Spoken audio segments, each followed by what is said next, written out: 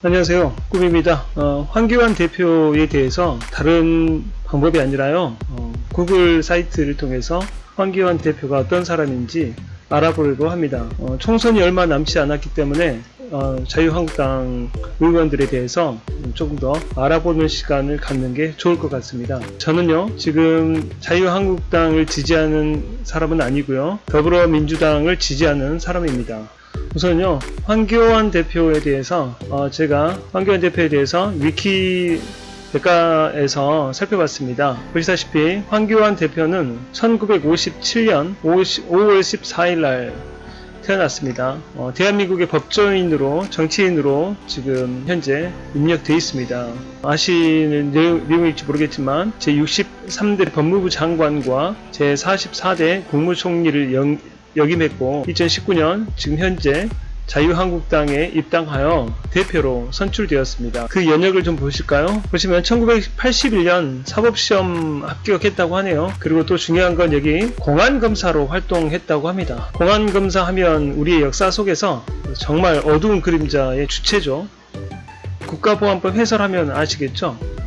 이분이 종교인이다 보니까 극과 극입니다. 악 아니면 선이겠죠. 그리고 또 중요한 건 이분의 아버님 부모님들께서 황해도 출신입니다. 황해도라고 하면 떠오르는 이미지가 있죠. 네, 서북청년단이라고 정말 우리 역사 가운데 기독교의 어두운 그림자를 볼 수가 있죠. 네, 그것과 정확하게 어떤 연관되어 있는지는 제가 좀 더 자료를 살펴봐야 되겠지만 어두운 그림자인 것은 사실입니다.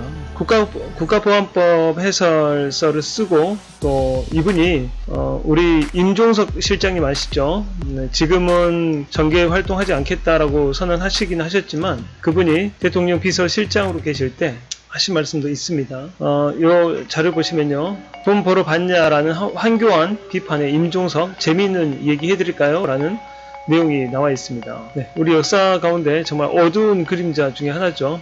네, 임 전 비서실장님은 황교안 대표가 공안 시절 공안검사로 재직하던 1989년 때 임수경 방북 사건을 다루었고 그때 임종석 실장을 수사했습니다. 그때 고문을 많이 했었죠. 그래서 그걸 그대로 기억하고 있는 상황입니다. 그래서 지금 현재 정치에서 비서실장으로 일을 하면서 원수 같은 사람을 또 정치권이어서 관대함으로 또 바라볼 수밖에 없었던 그 분이십니다. 아무튼 다시 한번 보겠습니다. 여기는 연역에 대해서 쭉 나와 있는데요. 글쎄요, 이게 자랑일지 모르겠습니다만 법무부 장관 63대 되었고 이석기 내란 선동사건 수사와 통합진보당 해산 과정에서 주도적 역할을 했다고 합니다. 통합진보당 해산 논란거리가 많았죠. 거의 불법 수준이었었죠. 자유한국당이 문재인 정부 독재라고 하는 그런 독재를 오히려 자기들이 했었죠. 2015년 5월 보시면 제44대 국무총리 후보로 지명되었습니다. 2015년 6월 18일 취임했다고 했는데 박근혜 대통령 탄핵 소추가 가결되면서 대통령 권한 대행을 맡았습니다. 하지만 그가 한 행보는 대통령 행보를 했었죠. 그래서 비판도 많이 했습니다. 국무총리 역할을 제대로 해야지 대통령 유세하는 것처럼 돌아다니면서 대통령이 마땅히 하는 일들을 선거활동 마냥 했었던 사람입니다. 순서대로 쭉 나와 있는데요. 여기 보시면 1957년 서울특별시 용산구 서계동에서 아버지 황대복과 어머니 전칠래 사이에서 6남매 중 막내로 태어났다고 합니다. 그의 부모는 황해도 염대군과 해주시가 고향입니다. 6.25 전쟁을 피해서 강화군 교동면으로 이주해서 그리고 서울로 이사해서 살았습니다.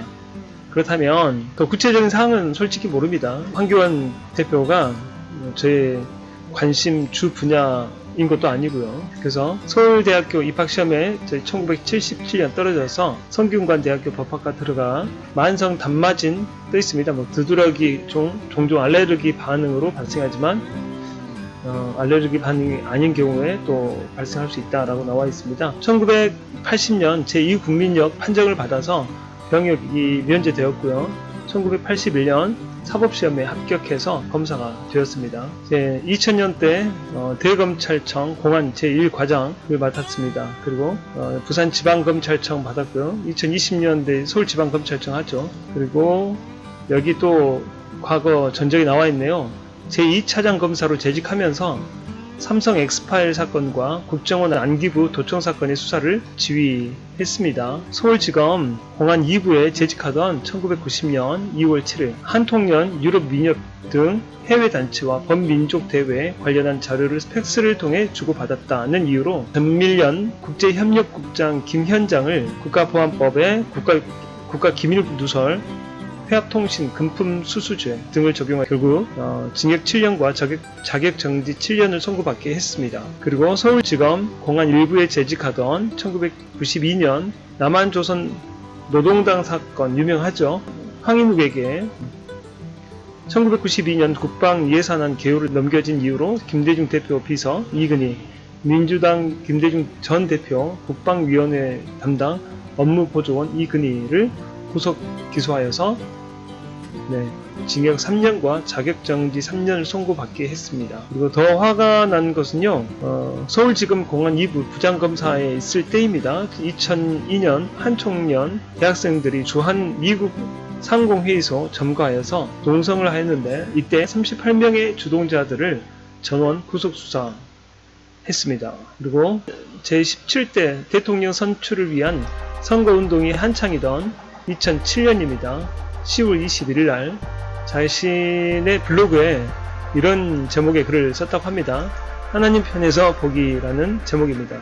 요즘 한나라당에서는 경선 후보들 사이에 검증 공방이 한창이고 그 과정에서 소위 네거티브 전술도 종종 등장하여 사회적 비난의 대상이 되고 있다며 유력한 경선 후보 중에 한 분은 독실한 크리스천으로 알려져 있지만 그럼에도 불구하고 경선 경쟁은 몹시 추한 모습을 보이고 있다.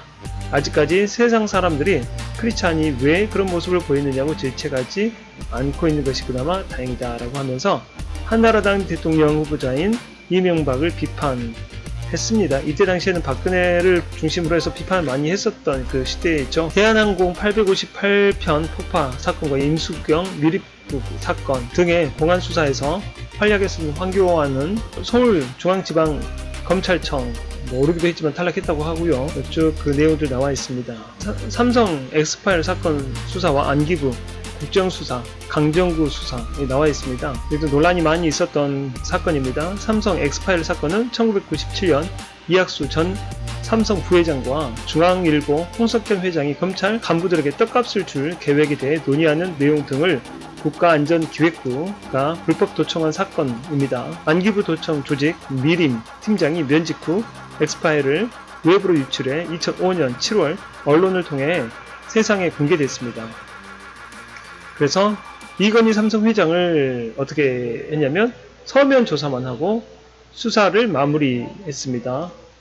그래서 삼성 쪽 인사 모두를 불기소 처분했습니다. 선과 악으로 보였겠죠. 이분은 검사입니다. 우리가 보면 검사를 좀 우습게 보는 성향이 있는데요. 정치를 모른다거나 아니면 그 사건에만 글쎄요. 이렇게 머리 좋은 사람들이 과연 정치를 읽지 못할까요? 정치는 충분히 읽고 그 안에서 자기들의 특권을 충분히 드러내면서 불이익 당할 것 있는지 없는지까지 모두 계산한 것이라고 생각합니다. 그래서 엑스파일 내용을 보도한 오히려 이런 파일을 보도한 이상호 기자 지금 하고 있죠. 지금 대통령의 7시간도 지금 현재 유튜브에서 구입해서 볼 수 있고요.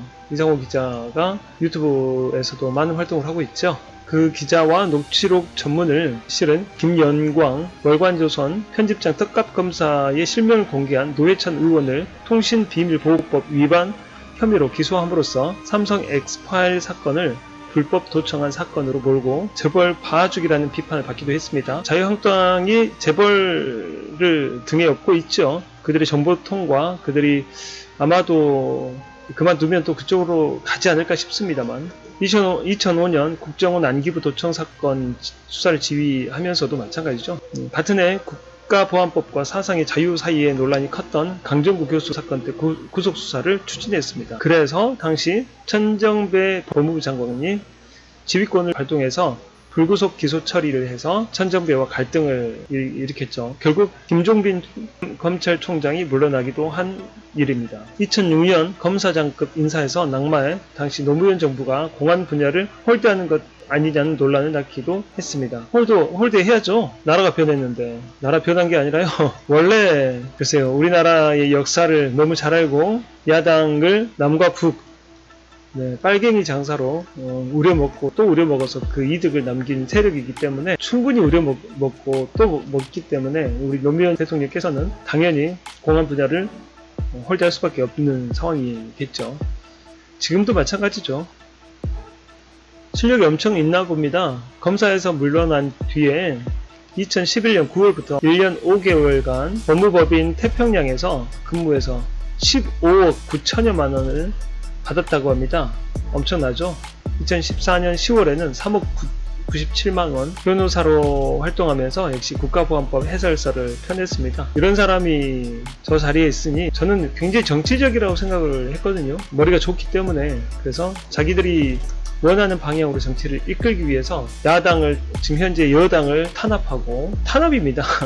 그래서 이걸 만드는 게 진심이냐라고 했을 때 무조건 반대하는, 즉 문재인 정부에 대한 일에 무조건 반대하는 그의 행위가 정치적 계산인 것인지 진심인지 제가 볼 때는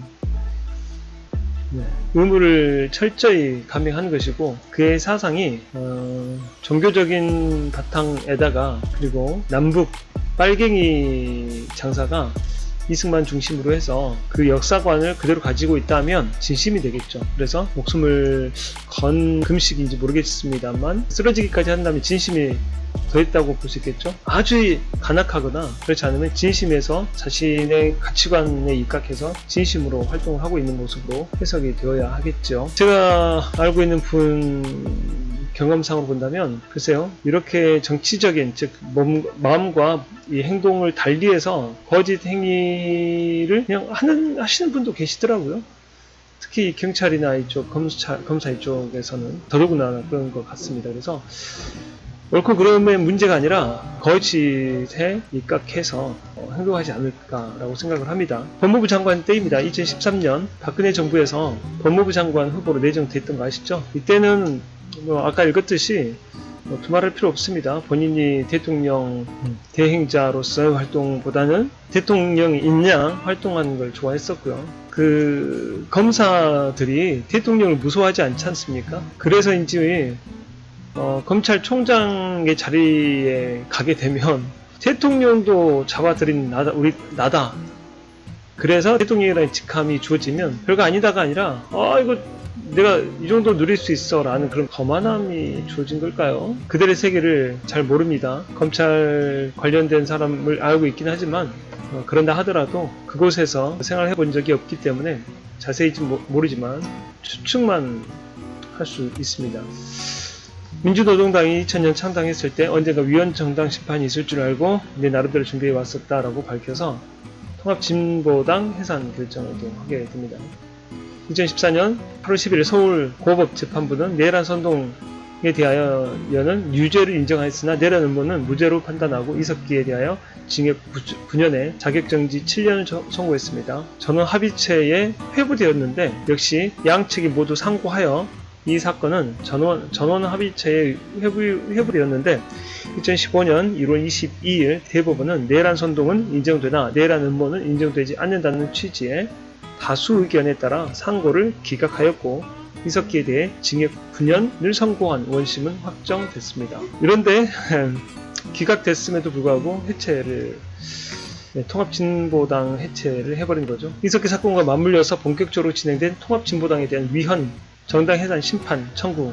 황교안 장관 정부 대리인으로서 직접 변론 기일에 출석해서 통합진보당의 최고 이념인 진보적 민주주의와 강령의 구체적 내용은 현 정권을 타도하고 북한과 연방제 통일을 이루겠다는 것으로 북한식 공산주의를 실현하려는 것이라고 지적했습니다. 먼 눈엔 뭐만 보이죠. 자유한국당이 정권을 잡았을 때 아시겠지만 적을 안에서 만듭니다. 이 사람들의 말을 본다면 적은 바깥에 있죠. 그런데 내부, 즉 우리나라 국민들을 이간질하고 국민들의 정서를 분리시키고 그리고 모함과 더불어서 빨갱이 장사를 통해서 국민들을 억압하는데 본격적으로 활동을 하죠. 그것밖에 보이질 않습니다. 그들의 역량을 해외로 퍼뜨려서 국가의 위상을 높이는 것이 목표가 아니라 국가의 상황을 어렵게 만드는 것. 북한이 위에 있기 때문에 어렵게 만들어서 나라를 힘들게 만드는 게 주 목적인 것 같습니다. 제가 볼 때는 그 배후에 일본이 있기 때문이지 않을까라는 생각을 합니다. 국무총리 시대 넘어가겠습니다. 대통령 권한 대행 탄핵 문서를 30년 대통령 기록관에 넘겨버렸죠. 검찰 출신인 만큼 관련된 자료를 전부 철저히 폐기 수순을 밟습니다. 정말 좋지 않습니다. 2017년 3월 15일 대선 불출마 선언하고 2017년 5월 9일에 있었던 대통령 보궐선거에서 문재인 후보가 당선되어 취임한 직후에 사표를 제출합니다. 퇴임 이후에는 그리스도인 된 은혜라는 제목으로 가난한 집안에서 자란 아이가 예수를 믿은 뒤 성공한 삶을 살게 된 과정을 간증한 황교안은 은혜를 계속 받으려면 하나님 자녀답게 살도록 노력해야 한다라고 말했다라고 하죠. 은혜가 성공이겠죠, 이 사람 입장에서는. 하나님 자녀답게 사는 것, 성공하는 것은 이퀄 관계입니다. 믿음은 곧 성공과 연관되어 있고 이걸 기복신앙이라고 하죠. 하나님에 대해서 한국형 기독교라고 할 수도 있습니다. 종교가 글쎄요, 지금 제가 뭐라 할 수가 없습니다. 제가 기독교인이고 또 더 구체적으로 기독교에 대해서 언급 계속 하고 있는데요. 꾸미 성경 그 아이디를 치시면 거기 또 기독교의 성경에 대해서 언급하고 있는데요. 성경이 만들어진 배경이라든가 구성된 배경, 이것들에 대해서 언급하고 있습니다. 그냥 믿고 싶은 걸 믿는 겁니다. 성경 있는 그대로 보려고 하지는 않고요. 이런 사람들의 생각은 단순합니다. 아주 단조롭죠. 하나님 말씀 이코르 성경이고 성경을 성공의 바탕으로 여기는 거죠. 어떤 종교 심리를 이 성경과 더불어서 위안을 얻는 것이고, 그리고 서울에 있는 네로라는 교회에서는 대부분 하나님을 제대로 믿어서 성공했다라고 주장을 하고 또 그렇게 가르칩니다. 안타까운 현실이죠. 예수님께서는 십자가에 돌아가셨는데 저주 받으신 거죠. 그들의 입장에서 본다면 어떻게 예수님을 믿는 것일까요?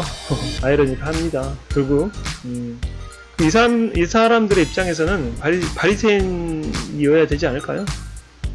바리새인이 그들의 성공의 케이스가 아닐까요? 성공했지 않습니까? 예수님도 십자가 못 박았으니까요. 자유민주주의라고 일컫는 그 자유는요, 자신들의 자유이겠죠. 아무리 생각해도 그들이 정치적 계산으로 자유를 그렇게 언급할 수 있을까? 정말 거짓으로 그렇게 뻔뻔스럽게 자유를 언급하면서 탄압이라고, 억압이라고, 민주주의 운동을 하면서 사용했었던 모든 언어를 그들이 부사를 합니다. 이건 조롱입니다.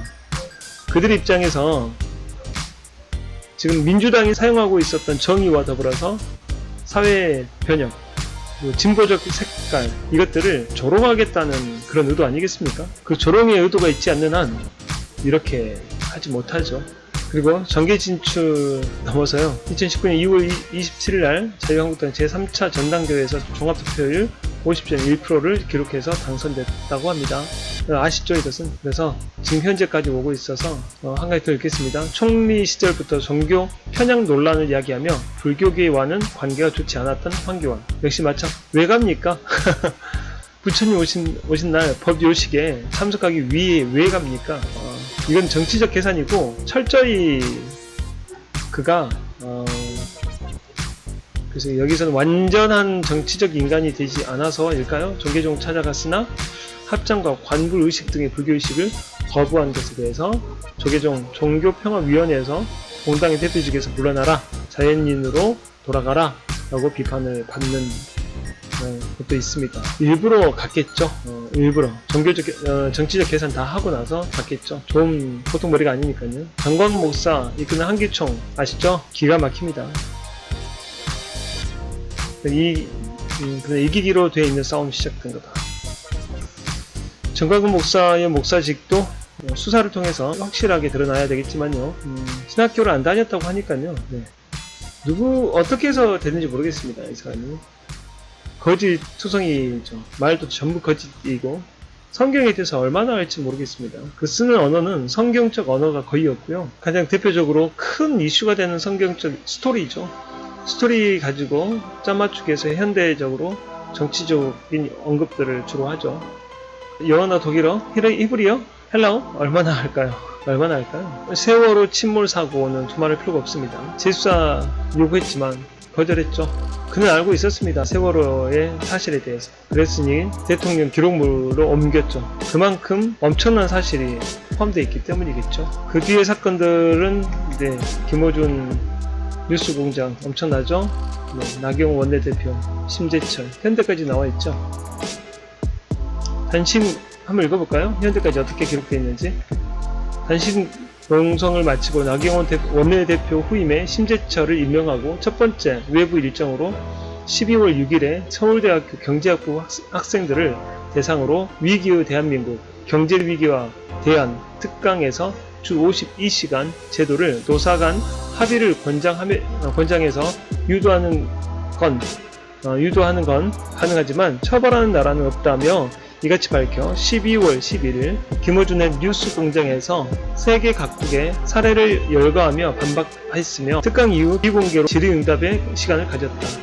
황교안 자유한국당 대표는 2019년 12월 11일 한국당을 제외한 여당과 일부 야당이 내년도 예산안 수정안을 강행 처리한 데 대해 우리가 소중하게 여기고 지키고자 피를 흘리고 목숨을 바쳐서 지켜왔던 대한민국의 자유민주주의가 무너졌다면서 이제 민주주의의 마지막 종언을 고하는 선거법, 공수처법을 처리하려고 할 것이라며 정말 목숨 걸고 맞겠다. 왜 강조가 일어난지 아시겠죠?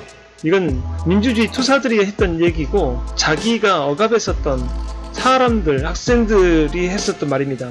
억압했었던 주체가 반대로 억압당한 사람의 언어를 가지고 쓰는 것은 조롱입니다.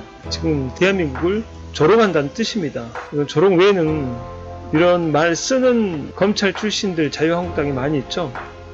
그들의 조롱의 방식입니다. 국회의사당 중앙홀에서 2주일 동안 농성과 규탄 대회를 하다 피로 누적으로 병원에 입원했습니다. 12월 23일 상정된 선거법 개정안의 필리버스터로 맞섰지만 회기가 변경되면서 선거법이 표결에 들어가 12월 27일 가결되자 대한민국의 민주주의가 죽었다. 진작 죽이려고 했었죠. 살아서 자신이 죽었다라는 뜻이죠. 야간 신학대학을 다녔답니다. 종교는. 교회 전도사를 지내기도 했답니다. 독실한 침례교 소속 개신교 신자라고 합니다. 침례교 법조계 기독교 모임인 애중회 회원으로 활동했답니다.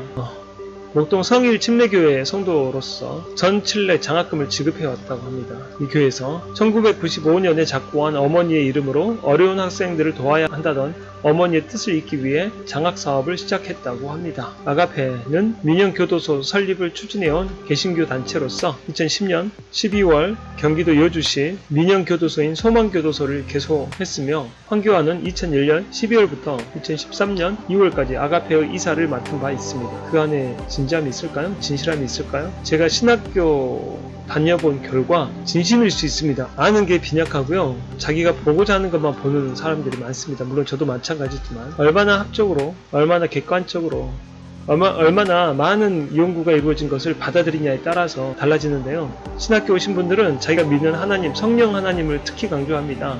영적인. 그래서 초현실적인 것을 좋아하는 성향이 많습니다. 그런 분들이 신앙심으로 자기가 믿는 하나님이니까요. 밀어붙이는 그 강도 강합니다. 교도소 건립을 위해 본인 명의로 30만 원을 헌금했습니다. 법무법인 로고스는 1783만 9천 원을 기부한 것으로 아가페 소식지에 기재되어 있습니다. 보이시죠? 네, 거짓입니다. 그에게 교회 전도사라는 직함도 거짓입니다. 농락하는 것이고 우습게 보는 것이죠. 위키백과에서 어떻게 평가하는가 볼까요?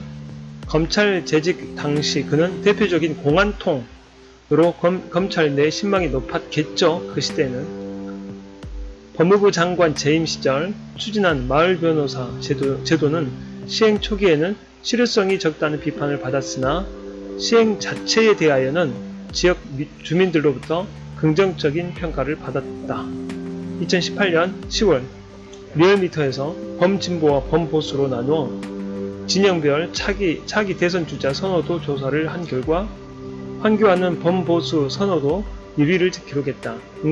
응답자 전체에서는 황교안 전 총리 13.9%, 유승민 전 바른미래당 대표 13.5%를 기록했고, 자유한국당과 바른미래당, 무당층 응답자에서는 황교안 전 총리가 28.5%, 유승민 전 대표가 10.7%를 기록했다. 북한의 선전 매체인 우리민족끼리에서는 황교안에 대해 연일 민족의 역적이라고 하며 대한민국의 친북 언론의 내용을 언급하며 비판의 수위를 높이고 있다. 네, 논란과 의혹도 여러가지 있죠. 황교안은 1977년부터 1979년까지 3차례 징병검사를 연기하다가 80년 징병검사 때 만성 단맞은 피부병으로 징집 면제 처분을 받았습니다. 황교안 징병검사에서 면제 판정을 받은 이듬해인 81년 사법시험에 합격한 점 때문에 이딴 징병검사 연기와 면제 판정 사이의 연관성을 의심받는 상황에서 황교안이 두드러기 질환 판정을 받기도 전에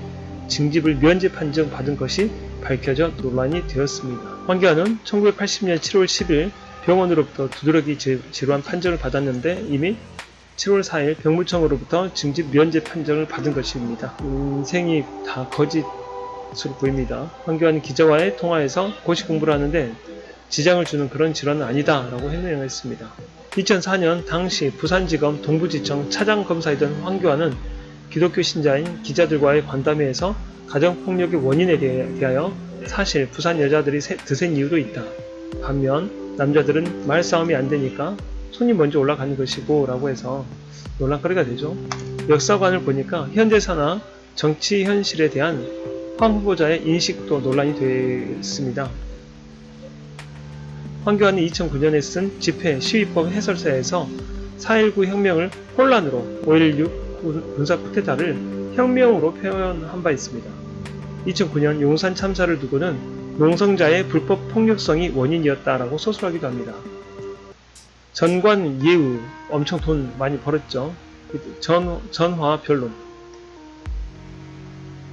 황교안은 16개월 동안 총 119건의 사건을 담당하여 월 평균 6건으로 일반 변호사보다 3배 이상 많이 수임을 한 것이 확인되었고, 일반 변호사들도 꺼리는 고소 대리 사건을 수임한 기록도 나와 전관 예우 의혹도 제기되었습니다. 그리고 2011년 9월부터 법무법인 태평양의 고문 변호사로 활동했습니다. 2013년 1월까지 16개월 동안 월 평균 1억 원입니다. 세전을 기준으로 16억 원의 급여를 받았습니다. 과거 황교안이 16개월 동안 재판을 수임한 건수는 단 2건이었고 2건의 재판은 부동산 업자가 투자자들을 속여 땅을 사기 분양한 사건이었다는 의혹도 제기된 바 있었습니다. 그러나 인사청문회 과정에서 119건을 담당한 사실이 확인되어 위와 같은 의혹 제기는 사실과 다른 것이라는 점이 확인되었습니다. 전관 예우는 지금 명백하게 드러난 상황이니까요. 이 거짓말인 거 아시죠? 전관 예우 때문에 돈 많이 벌었습니다. 1억 원을 익명으로 기부한 사실을 공개했습니다. 둘째 날 2015년 6월 9일 인사청문회 둘째 날에 황교안은 사회복지 공동모금회에 1억 원을 익명으로 기부한 사실을 공개하며 장애인 단체나 또 해외 봉사단체나 이런 데 제가 기부했던 부분들이 있지만 그런 것들을 얘기하고 싶지 않고, 아까 사회복지 공동모금회에도 사실은 제가 그때 익명으로 했습니다.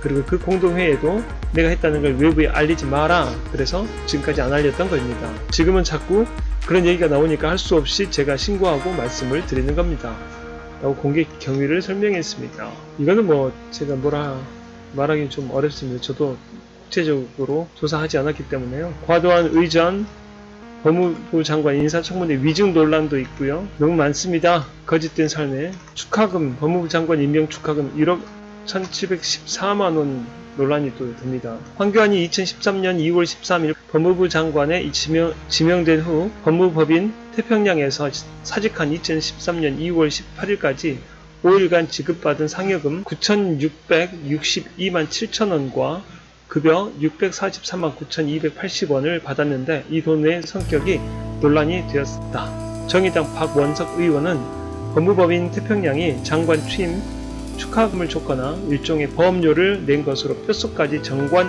예우를 받은 것으로 보인다 라고 지적했다. 당연한 거죠.